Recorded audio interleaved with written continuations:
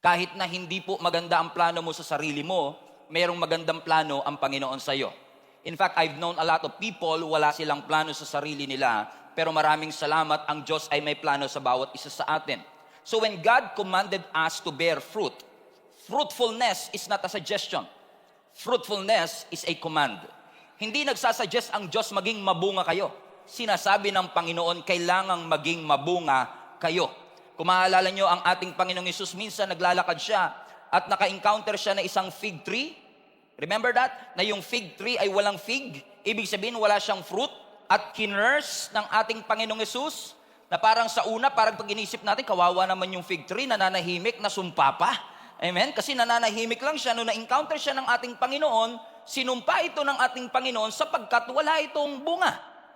Yung Pharisees hindi kinurse, si Peter hindi kinurse, si Judas hindi kinurse, pero yung fig tree na nanahimik, yun pa yung kinurse at sinumpa. Bakit nga naman kailangang isumpa pa yung fig tree? Kasi kung alam po ninyo ang anatomy ng fig tree, kapag may dahon, usually may bunga na kagad. Pero yung fig tree na yon, may dahon, pero walang bunga. Okay, pwedeng pababain ko ng konti. Amen? Kaya siguro na curse kasi may appearance, pero walang fruit. Marami po kasi sa atin, we invest so much on our appearance, but we never bother na i-enhance at gamitin ng Lord ang ating buhay para tayo ay magbunga. Maraming churches, unfortunately, mas nakafocus tayo sa appearance kaysa sa fruit. Meron tayong mga krus sa ating church, pero wala tayong fruit. Meron tayong mga Sunday services, multiple pa, pero wala tayong fruit. May mga church building tayo, pero wala tayong fruit. Hindi masamang mag-invest sa appearance, pero kailangan kung gaano karaming oras ang ini-spend natin sa appearance, kailangan lalo din tayong nag-i-invest na tayo ay maging fruitful. Mas maging concerned tayo na tayo ay magkaroon ng bunga, kasi kung tayo ay may appearance pero walang bunga, Houston, we have a problem. We have a big problem kapag tayo ay may appearance lang pero walang bunga. Because Christianity and the church is never about the building. Christianity and the church is never about the membership, the budget, or how excellent our service is. It's all about the fruit. Everybody shout, fruit! Kailangan tayong mga Kristiyano, bunga ang ating priority. May mga kilala po kasi ako, puro unga, pero walang bunga. Hallelujah. Mas marami pang bungang araw kaysa sa bunga ng Espiritu. Hallelujah. Hallelujah, praise the Lord. Ang tinuturo ng Panginoon sa atin, mga kapatid, let us invest to make sure na ang ating root system ay maging malalim. Kumbaga, kung ikaw ay Kristiyano na for the past 3 years, magandang nakikita ng mga kaibigan mong may nagbabago sa buhay mo. Hindi naman natin binamadali ang bunga kasi kapag tinanim ka, hindi naman kagad yan magbubunga. Tama po ba? Pero kung 3 taon na yung halaman, wala pang bunga, wala pang pakinabang, magtataka ka, malamang may sakit. Ang bata kahit gaano ka-cute, pero kung 10 years old na, kinakarga pa rin, pinapadede pa rin, abnormal. Huwag kang tumingin sa katabi mo, abnormal po pinag-uusapan. Okay? Anong ibig sabihin? Napakahalaga po na tayo ay nagbubunga. Ibig sabihin, kapag nakikita tayo na tumatagal at lumalalim sa ating pananampalataya, ma-appreciate ng ibang tao, ay grabe, itong si Ed dati mainitin ang ulo, ngayon konti na lang. Itong si Roger Lasinggero dati isang case ang iniinom, ngayon isang baso na lang. Kumbaga may pagbabago sa kanyang buhay. Nababawasan yung sungit, nababawasan yung sungay. Hallelujah. Amen. May sungay pa rin, pero at least nabawasan na. May sungit pa rin, pero at least nabawasan na. Bakit? May improvement, may pagbabago. Hawakan nyo nga po ang sungay ng inyong katabi. Sabi mo sa kanya, sana putulin na ng Lord dyan. Hallelujah. Amen. Kailangan may changes. May changes sa action. May changes sa language because a new heart will always produce a new language. Kaya kumbaga parang halimbawa, kung dati pag tinapakan ka lang, napapamura ka talaga, oh, sure. Sure. Pero ngayon, pag natapakan ka, oh, hallelujah, praise Jesus. Amen. Bakit? May pagbabagong nangyayari sa iyong buhay. Na every Sunday, dinideserve mo, sana tamaan ako ng preaching. Hindi mo iniiwasang matamaan ka ng preaching. Bakit? Kasi alam mo, pag tinamaan ka, ikaw ang mapapabuti. Kumbaga, dati, kapag nung nagsisimula ka pa lang sa church, no? Kapag nakita mo nag-preach si Pastor Stephen at tinamahan ka, sabi mo, yung Stephen na yan, markado na sa akin yan. Parang ako na naman topic, para nakakapasok yata to sa bahay namin. Alam na alam ang buhay namin mag-asawa, alam ang pinag-aawayan namin. I get that all the time. Na parang sinasabi na, nakakapasok ka ba sa kwarto namin, Pastor? Ba't alam mo mga issue ng buhay namin? Bakit? Hindi ako yon. Si Lord ang nakakaalam ng mga issues natin. And by the way, kapag natatamaan ka po sa preaching, mas matuwa ka. Ibig sabihin, kung tinamaan ka sa preaching, hindi na sayang yung pamasahe mo papuntang church. Kung namasahe ka, wala namang nabago sa buhay mo, di wala din. Amen? Bakit? Gusto ng Lord na ikaw ay nagbubunga. Ano ang sabi ng verse 8 nung text na binasa natin? Basahin niyo po mabuti ha. Ang sabi ng verse 8 ng 15, by this, my Father is glorified that you bear much fruit. So you will be my disciples. Tingnan niyo ha. Ang sabi mismo ng ating Panginoong Hesus, kung ikaw ay nagbubunga, napaparangalan mo ang Panginoon. It's crystal clear na nag-glorify ang Panginoon kapag ikaw ay nagbubunga. Kapag sinabing glorify, na ma-magnify. Kapag sinabing glorify, na-enlarge. You draw attention to the Lord kasi may changes, may fruit. Hindi ka nagsasayang ng oras kapag pumupunta ka ng church. Hindi ka nagsasayang ng oras kapag ikaw ay nagbabasa ng Bible. Kasi hindi ka man perpekto, pero unti-unti kang binabago ng ating Panginoon. Ibig sabihin, may bunga. Amen? Ano sabi ng 1 Corinthians chapter 14? Apostle Paul is saying, brothers, do not be children in your thinking. Be infants in evil, but in your thinking, be mature. Ano sinasabi ni Apostle Paul dito? Mga kapatid, baka naman hanggang ngayon isip bata ka pa din. Kumbaga yung kaisipan ng bata, hanggang ngayon dinadala mo pa rin. Amen? Ang sinasabi ni Apostle Paul, kung magiging isip bata kayo, dun sa kasamahan. Pero dapat sa inyong pag-iisip, dapat kayo ay mature. Amen? Pansinin nyo, yung mga baby, o yung mga bata, pag kinakausap mo, tas ang tali-talino, ang bibo-bibo, natutuwa ka, di ba? Sabi mo, parang ang tanda na kausap nito, nakakatuwa. Pero pag kausap mo matanda, pero pag nagsalita parang bata, natutuwa ka ba?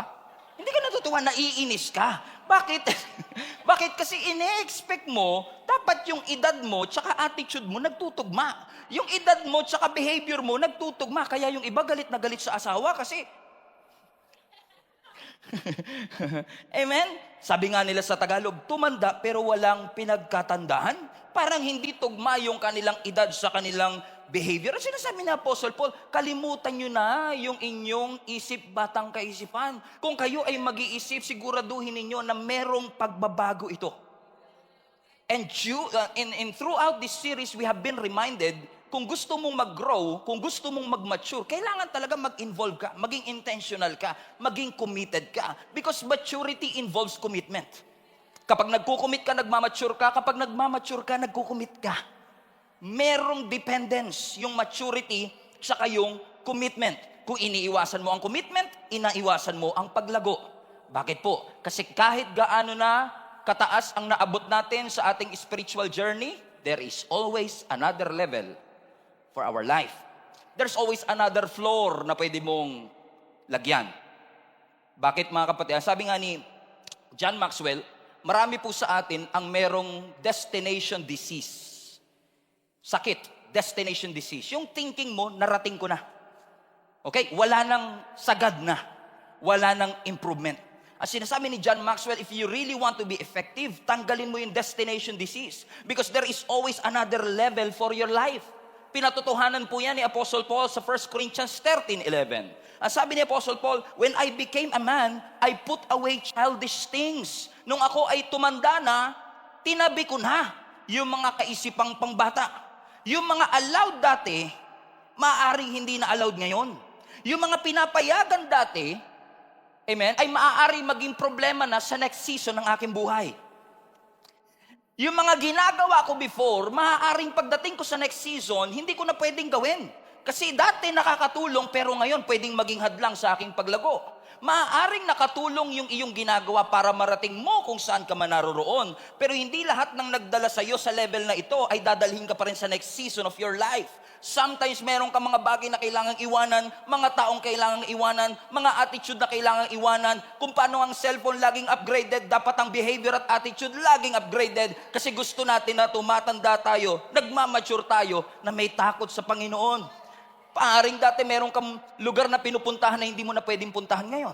May mga bagay kang tinitignan na hindi mo na pwedeng tignan ngayon. May mga pagkain kang kinakain na hindi mo na kakainin ngayon. Because the new level will require a new diet. The next level of your life will end the previous level of your life. You have to be very intentional about it. What am I saying? What we are trying to say is this. Dapat pala, ang Christian life natin, hindi basta goal-oriented. Dapat growth-oriented.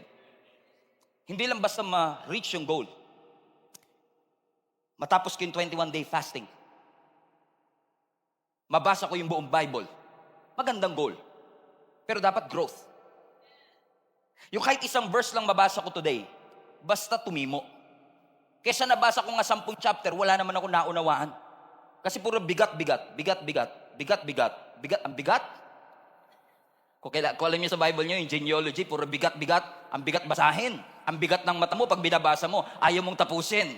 Bakit, mga kapatid? Sinasabi ng ating Panginoon sa atin, go towards maturity. And maturity in next level requires what? New diet, new appetite. Lalo po sa panahon natin ngayon, ang tinitignan ng tao, fruit.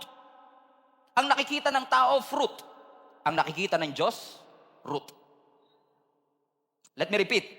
Ang tinitignan at tinahangaan ng tao, bunga. Pero ang nakikita ng Diyos, yung root system. Tama ba ang pundasyon? Are you ready for the next level? Is your faith enough to bring you to the next level of your life? Kasi madaling pikein ang paglago. You want me to prove that to you? Madali pong pikein ang paglago. Lalo po ngayon, na minsan maraming Christians gumagamit ng Christian lingo para magmukha silang Christian, na kapag kinamusta mo, how are you? Well, I'm blessed and highly favored. Na ikaw mismo hindi mo alam ang ibig sabihin nun. Amen? Para lang may masabi ka na ikaw ay Christian. Pero na-realize ko, mga kapatid, that appearances can fake growth. Think about that. For example, ako po, madalas pagka nasa labas ako, nasa ibang church, pag may nakakilala sa akin, 7 times out of 10, ang lagi nilang sinasabi, akala ko, pastor, matangkad ka sa personal. O yun yung usual na sinasabi nila sa akin. Kasi sabi nila, pag tinitignan ka namin sa screen, parang ang tangkad-tangkad mo. Parang yung image na nakikita namin sa screen will make you look taller or bigger. Pero 10 times out of 10, lagi nilang sinasabi, mas gwapo ka pala, pastor, sa personal.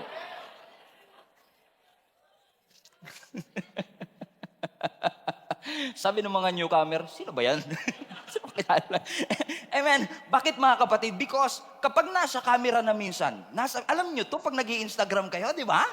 Doon sa inyong pinost na my day, walang ka-pores-pores ang inyong mukha, di ba? Kasi daming filter, tapos nakalagay, #NoFilter. Oh, sabi mo sa katabi mo, sinong niloko mo? Oh, nakalagay #NoFilter because we want to appear like we are, in essence, to be the best version of yourself. We want to put our best foot forward. What I'm trying to say is this, yung image na napoproduce ng camera na ito is, look at the side of your skin, the image that is producing can alter the reality. Pwede niyang mabago yung realidad ng image.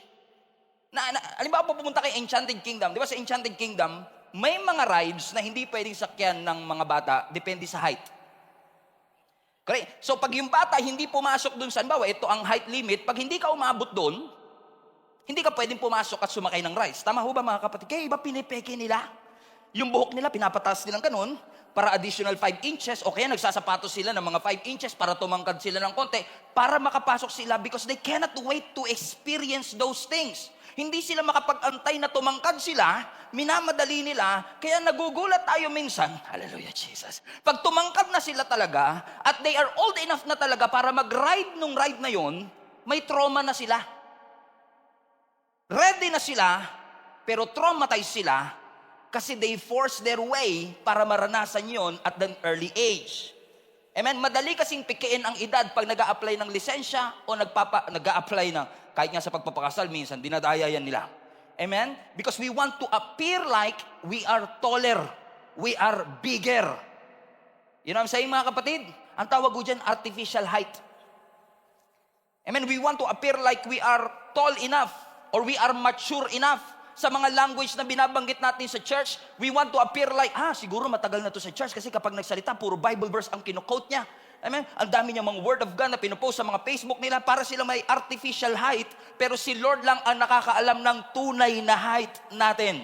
Kung ano ang tunay na lagay ng ating espiritu, that you cannot fake your height. Kahit maglagay ka ng cowboy hat, kahit magboho ka pa, alam ng Diyos ang totoo. Siguro na-realize ko nga, kaya siguro iniisip nila na matangkad talaga ako sa personal, although hindi naman po tayo maliit din naman. Correct? Siguro dahil nasa stage ako, nagmumukhang matangkad lalo kapag nasa camera. Alam niyo ibig sabihin, mga kapatid? Because the stage will give you elevation. But it cannot make you tall. It will give you elevation pero hindi ka tatangkad. Hindi pa, kahit mag-apply ako sa NBA ngayon with this height, hindi nila ako tatanggapin because this is not the real height. This is artificial height. And you know what? Sometimes we are asking God for great things and big things in our life na minsan hindi binibigay ng ating Panginoon kasi sa mata ng iba qualified ka. Pero sabi ng Lord, hindi ka pa ready. Yung height mo artificial. Your roots are not deep enough. Yung stage na yan will make you look taller than you really are. Yung Facebook following mo will make you wiser than you really are. Yung suot mo ngayon will make you finesse like you really are. God knows exactly kung ano ang lagay ng iyong buhay. You cannot fake it. Hindi porket may mga business expansion, and sometimes, you know, when you say, I have 5 branches in my business, will make you experience. Look like you are experienced than you really are.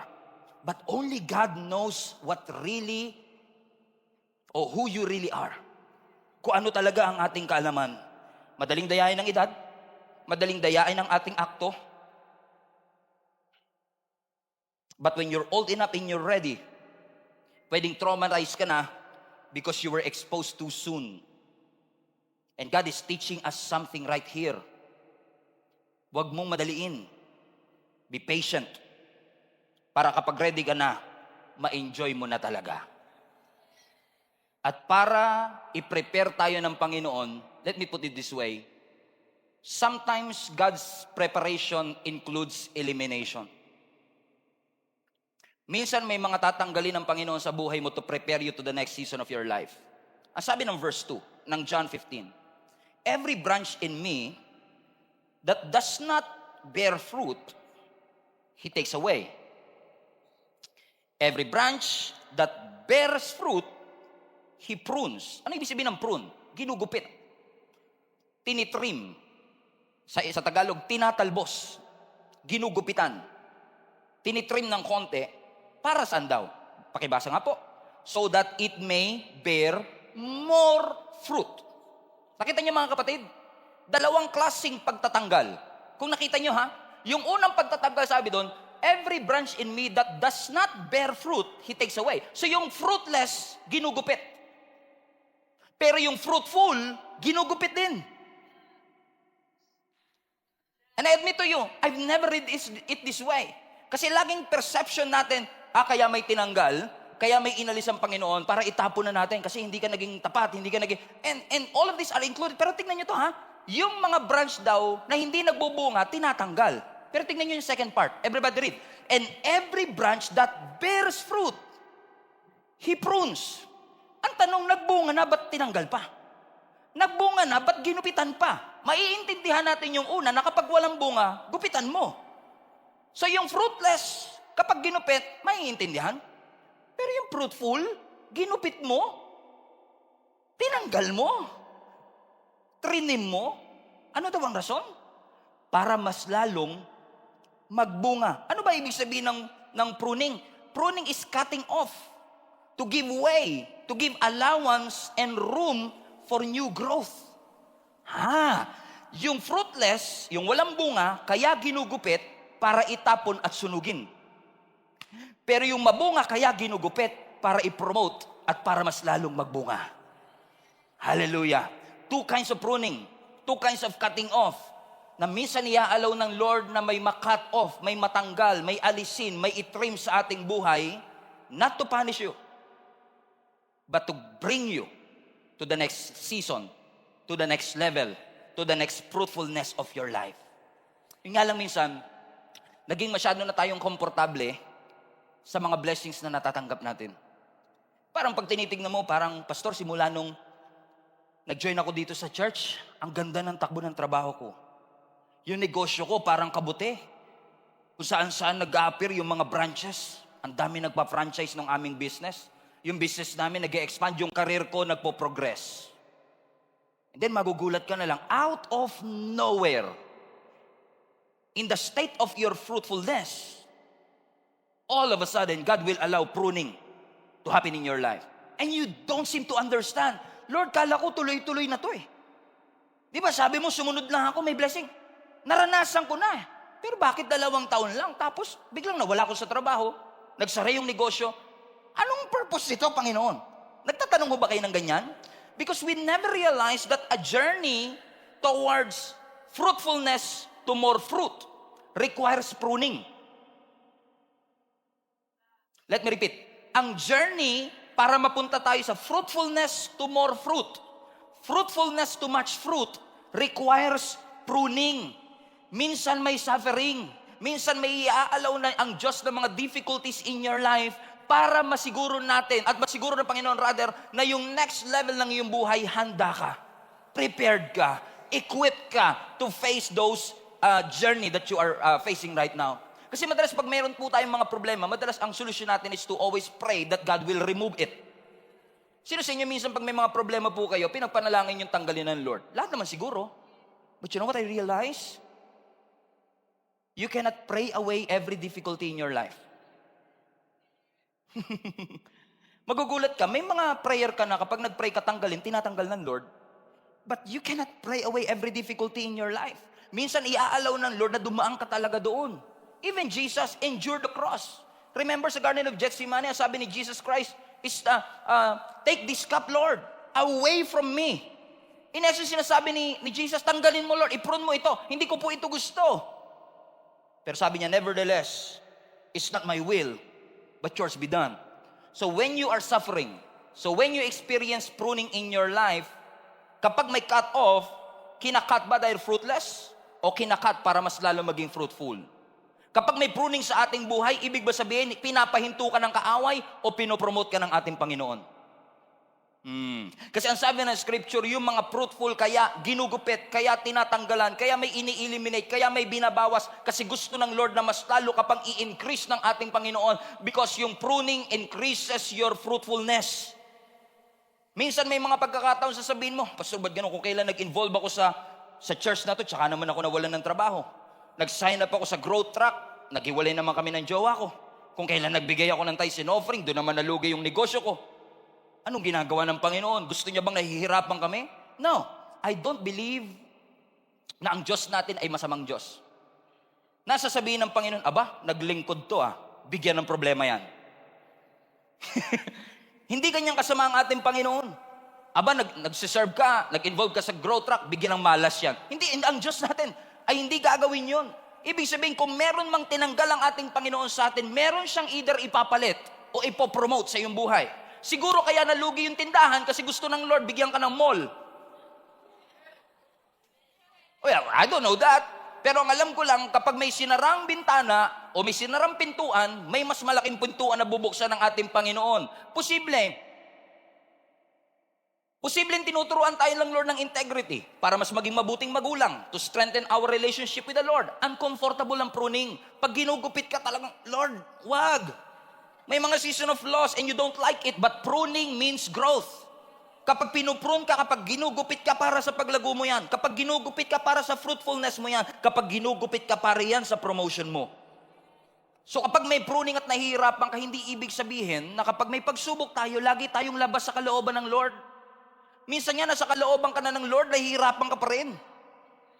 Oh, agree ba kayo dyan? Oh, sige, parang ayaw nyo naman Amen. Pero inaalaw ng Lord na mahirapan tayo, hindi para parusahan tayo.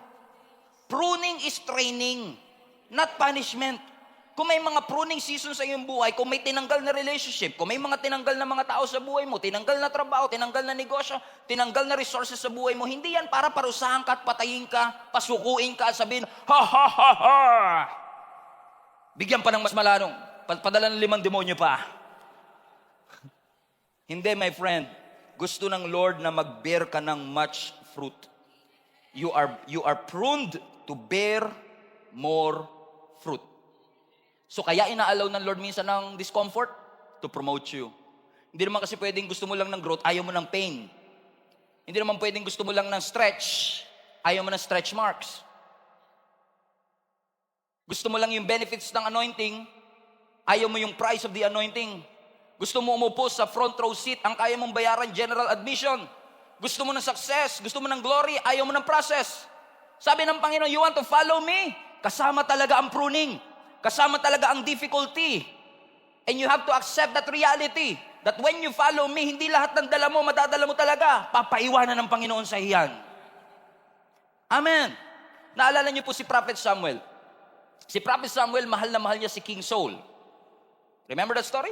Si King Saul ang pinakaunang hari ng Israel. Pero all of a sudden, tinanggal ng Lord, pruning. Tinanggal ng Lord yung anointing kay Saul at nilipat kay David. Pero dahil mahal na mahal ni Samuel si King Saul, naiiyak siya sa Panginoon. Parang in essence, sinasabi ni Prophet Samuel, baka pwedeng ako na lang. Tayo na lang ulit. Ako na lang. Joke. Si Basha pala yan. Okay? Amen. Para sinasabi ni Prophet Samuel, na kay King Saul pa rin ang aking loyalty. Kaya minsan nangusap ang Panginoon sa kanya. Ang sabi ng Lord kay Prophet Samuel, hanggang kailan ka iiyak? How long will you mourn? Tinanggal ko na ang anointing sa kanya, niredirect ko na kay David.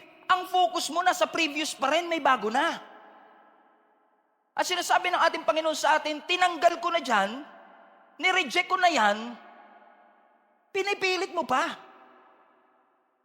Sampalin nyo nga po mahina yung katabi nyo. Mahina lang. Sabi mo sa kanya, ang tigas ng ulo mo. Nireject na, pinipilit mo pa. Sinara na ng Lord, binubuksan mo pa. Ayaw nyo sampalin, kinabahan po kayo. Amen. Bakit mga kapatid?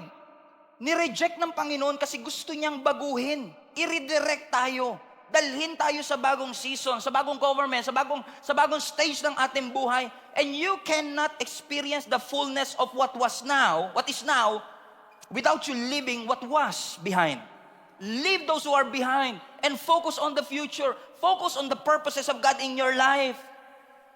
Kaya madalas tayo nag-i-struggle kasi ayaw nating iwanan yung pinapaiwanan. Kaya madalas, hindi tayo nire-respeto ng iba kasi ang tigas ng ulo natin eh. Kaya lagi kang broken-hearted eh. Kaya minsan kakalabitin ka talaga ni Lord, gising-gising ng konti. Nagpipreach pa si pastor, dito ka natulog, sabi niya. Biro lang.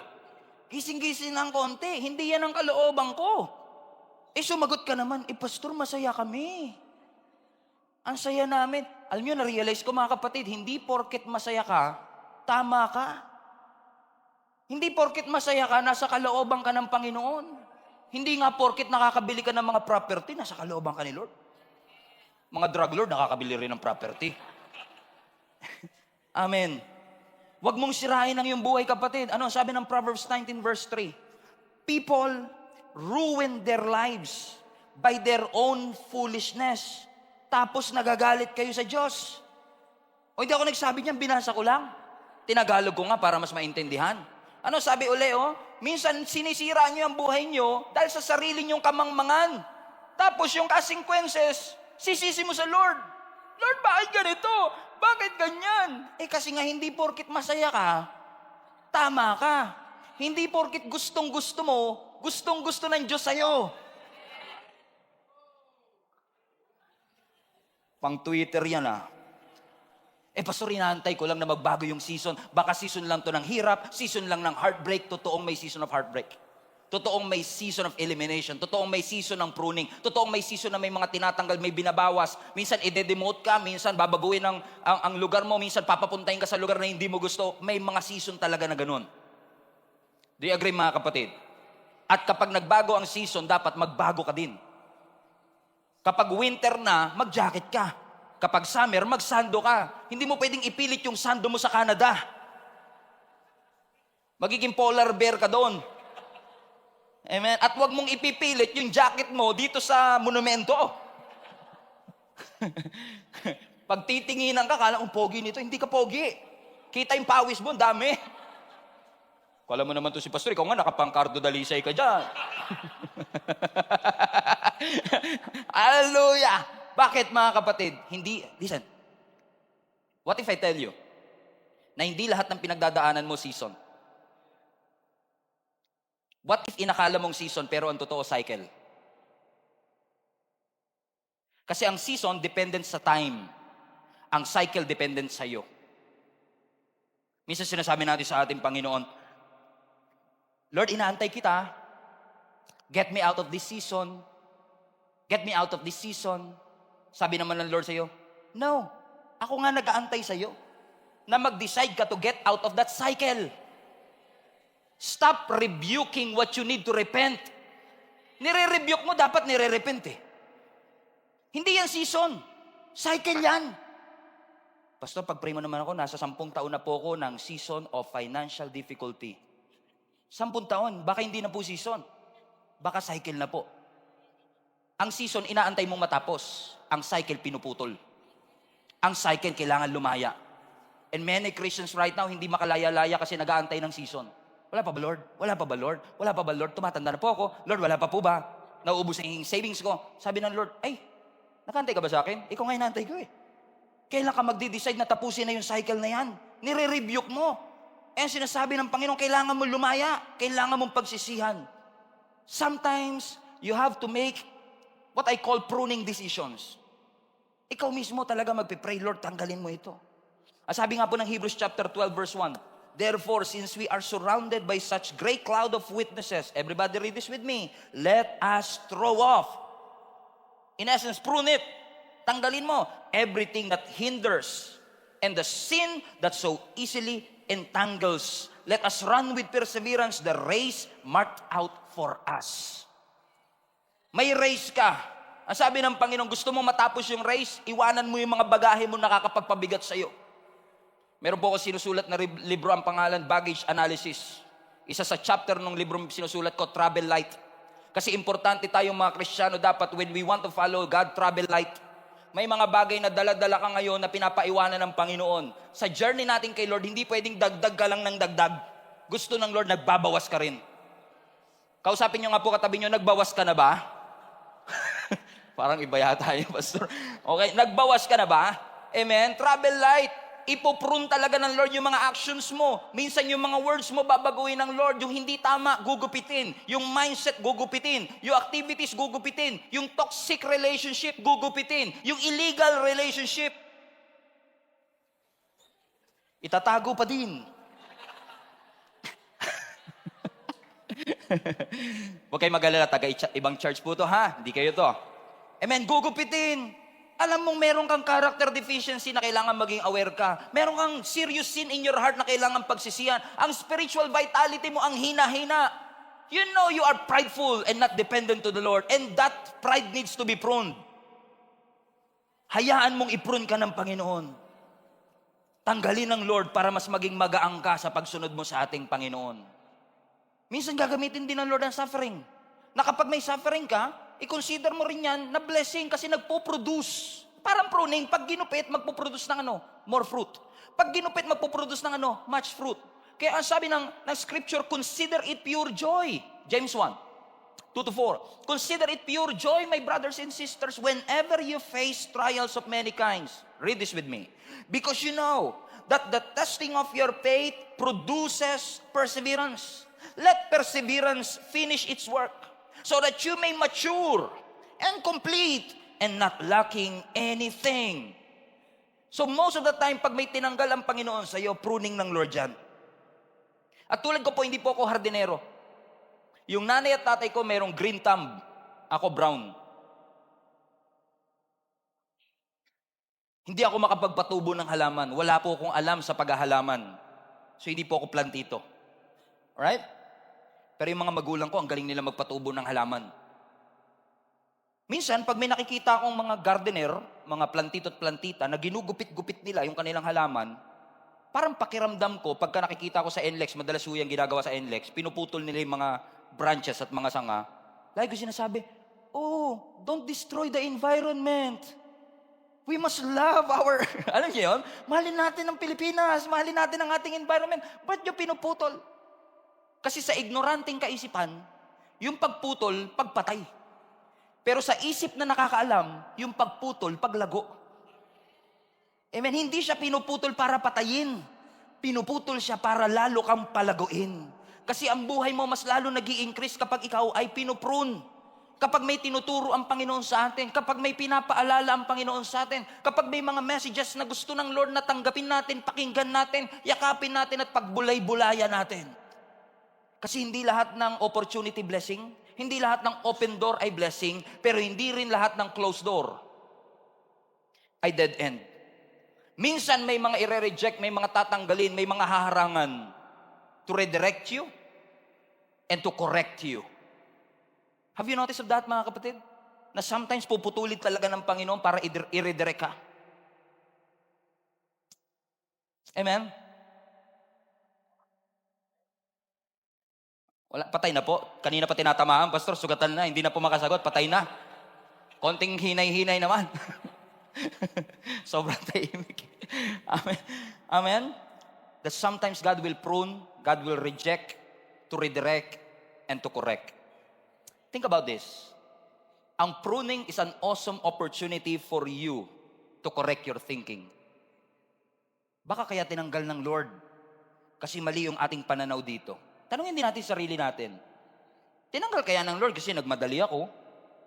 Sa totoo lang, hindi ko naman napanalangin talaga yung relasyon na to eh. Ang alam ko lang, nung masaya kami, mahal ko, kala ko will na ng Lord. Naging desperado ba ako sa attention niya? Na-pressure lang ba ako? Kasi talaga tayong minsan mga Kristiyano, mahirap makadiscern kapag gustong-gusto mo. Minsan sabihin niya sa akin, Pastor, pag-pray mo naman na magka-God's best na ako. Wala ba nanliligaw? Meron na pang po, kaso hindi ko type. O, di ba? Parang rinig na rinig mo kagad si Lord, hindi siya. Sinabi ng Lord, hindi siya. Si Lord, ang linaw, sinabi, hindi siya. Klarong-klaro, Pastor, ang linaw. Hindi mo pa pinag-prayan, narinig mo na kagad. Pero pag gustong-gusto mo, nabibingi ka. Kahit alam mong hindi Christian, kahit alam mo na walang trabaho, praise God. Amen. Kahit alam mo na hindi responsable, hindi magalang sa magulang, Pastor, magbabago yan. Dadali natin sa church, papakiringgan ko yung mga preaching mo, yung mga YouTube, Spotify. Araw-araw yan, may pakinggan mo yan. Para mabago ka. Sabi naman ng Lord, ikaw din, magbago ka. Kasi minsan, pag gustong-gusto mo, nabibingi talaga tayo minsan. Sabi nila, love is blind. Minsan, love is deaf. Pag kinilig, ayaw makinig. Pakilagay nga po sa chat, pag kinilig, tag nyo, pag kinikilig, ayaw makinig. Ang sakit, Pastor. Broken heart po ako. 5 year po yung aming relationship. Talaga, sakit, Pastor. Prenun ng Lord. Talaga, hindi lang prenun. Talagang sinunog. Tinanggal, tas sinunog talaga. Pero alam nyo, minsan, talagang minsan, alam nyo, ang bait din ng Lord. Kasi minsan, i-allow talaga ng Lord na ma-broken heart ka. Para ma-realize mo, binabaan mo kasi masyado standard mo eh. Kasi type na type mo nga kasi. Dati may mga 7 categories ka pa. Ito yung mga lalaking gustong-gusto ko talaga. God-fearing, may kotse, may ganyan ka pa. At may number 3 pa yun, pagbubuksan ako ng kotse. Magkahiwalay pa yun sa number mo. Dami mong standard eh. Eh nung dumating, gustong-gusto mo. Kahit wala sa mga standards mo. Kahit wala nga yung God-fearing. Huwag kang mag-alala, Pastor, papakilala ko si Lord para matakot yan. Pino-force natin yung fruit. Pino-force natin. Naalala nyo si Ishmael tsaka si Isaac? Parehong bunga. Yung isa, finorce. Yung isa, inantay. Si Ishmael, pinersa, nagdulot ng gera. Si Isaac, inantay, nagdulot ng kaligayahan. Because Isaac means joy. Is it possible na kaya walang joy kasi hindi tayo marunong mag-antay? Minsan ihalaw ng Lord. Kasi hindi lahat ng trabaho naghahatid sa katagumpayan, hindi lahat ng relationship nag-work, hindi lahat ng desire makakabuti sa'yo. So when God closed the door, greater things are on the way. When God closed the door, there is more. Naalala niyo si Gideon? 32,000 soldiers, kinat. Ilan na lang? 300. Naalala niyo si Job? meron siyang health, meron siyang wealth. He had everything in his life. In almost 1 week, tinanggal ng ating Panginoon.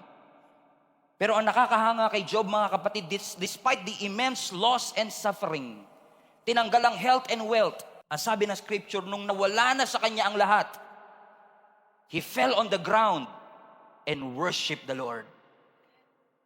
Kasi alam niya kung inalaw ng Lord na mawala to, una, kaya niyang ibalik. Pangalawa, may plano ang Panginoon. Kaya sabi niya sa Job 1:21, hubad ako, naked I came from the mother's womb, and naked shall I return there. Read this with me. The Lord gave, and the Lord has taken away. Pruning. Blessed be the name of the Lord. Palapakan natin ang Lord.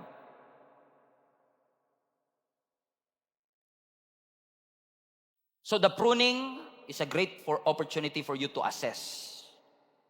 Ang buhay mo ba talaga? Ang iyo ba talagang buhay ay naka-foundation sa Diyos?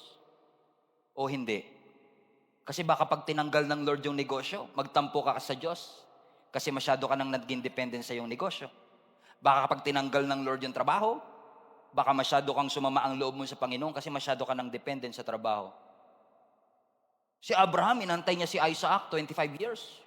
Tapos nung 13 years old pa lang, gusto ni Lord, kuhanin na kagad at patayin si Isaac. Kung ako si Abraham, pwede kong isipin, Lord, inantay ko ng 25 years. Wala pa nga sa kalahati ng inantay ko. Gusto niya na po kagad kunin? Gusto niya na kagad i-prune? Kasi ang gusto lang sabihin ng Panginoon kay Abraham, binigay ko yung gusto ng puso mo. Pero ang tanong, nasa akin pa ba yung puso mo? Kaya may pruning para ma-assess mo. Baka idol mo na yan. Baka Diyos mo na yan. Sabi ng Lord, idol reveal nga tayo. Pinutol ngayon. Kung sinabi mo, Lord, thank you. Kung tinanggal mo to may plano. Nakita ng Diyos, siya pa rin ang Diyos mo. Amen? Kasi minsan talaga, ang dependence natin na magbibigay ng source of income, yung kumpanya. Mas hinahangaan pa natin yung ating kumpanya, yung employer natin, kaysa sa kapasidad ng Panginoon. I'm not saying na huwag kayo magtrabaho. I'm just saying na ginagamit lang ang ating kumpanya ng Panginoon para tayo pagpalain. Pag pinagpala ka ba, ang papuri ba nasa kumpanya o nasa Panginoon? Pag ikaw ba ay prinobide ba ng Lord at minultiply ang resources mo, ang papuri ba nasa bracelet? Pampaswerte? O nasa ating Panginoon? Sa maduming medyas, pag sinuot ko to, mapalad ako para sinuswerte ko mag-basketball O sa ating Panginoon? Idol reveal. Minsan ipuprune ng Panginoon para makita natin, teka lang, naglilingkod pa ba talaga ako para sa Panginoon? O para na lang sa recognition, sa applause? Para na lang sa congratulations ng iba? It may look like you are doing it for the Lord, pero kailangan i-check natin ang ating mga motives. I-check natin ang ating mga puso. Heart reveal. Lord, i-expose mo because pruning exposes your heart. Pag tinanggal ng Lord, mai-expose talaga ang iyong puso. May-expose kung sino talaga ang laman ng ating puso. Pastor, you don't understand. Hindi ko po kayang mabuhay nang wala siya. Mahal na mahal ko talaga siya. Sabi naman ng Lord, wow Hindi mo kayang mabuhay nang wala siya. Ano naman ako? Ako nagbigay ng buhay sa iyo. Akala mo tuloy, dahil mahal na mahal ka, pinagbuksan ka lang ng pintuan sa kotse, siya na buhay mo. Si Lord ang nagbigay ng buhay sa iyo. Si Lord ang nagpo-provide. Si Lord ang nagbigay ng breath natin, ng oxygen natin. And sometimes He will remove people in your life para ma-realize natin, mga kapatid, na si Jesus pa rin ang kailangan nating balikan at panampalatayanan. Amen? Hallelujah. Naalala niyo ang Gia Kamanaba before pandemic? Nasa momentum tayo. I'm reviewing the videos that we had nung pagpasok ng 2020. I remember preaching and reporting the great things that God has done nung 2019 hanggang 2020. Naalala ko dun sa preaching na yun, talagang pinipreach pa natin how many people got saved, how many people have we reached by the grace of God. And we have about 350 to 400 people attending our in-person service back in that time. 4 services, kung maalala ninyo. Nasa momentum, fruitful. Then pandemic came. Pruning. Tinanggal ng Lord yung in-person service. Yung nire-report natin, tinanggal ng Panginoon. we only have two choices. Either we will complain or we will trust the Lord. And we chose to trust the Lord. And 3 years later, by the grace of God, kaya pala pre-noon para i-promote. Kaya pala pre-noon para maging fruitful.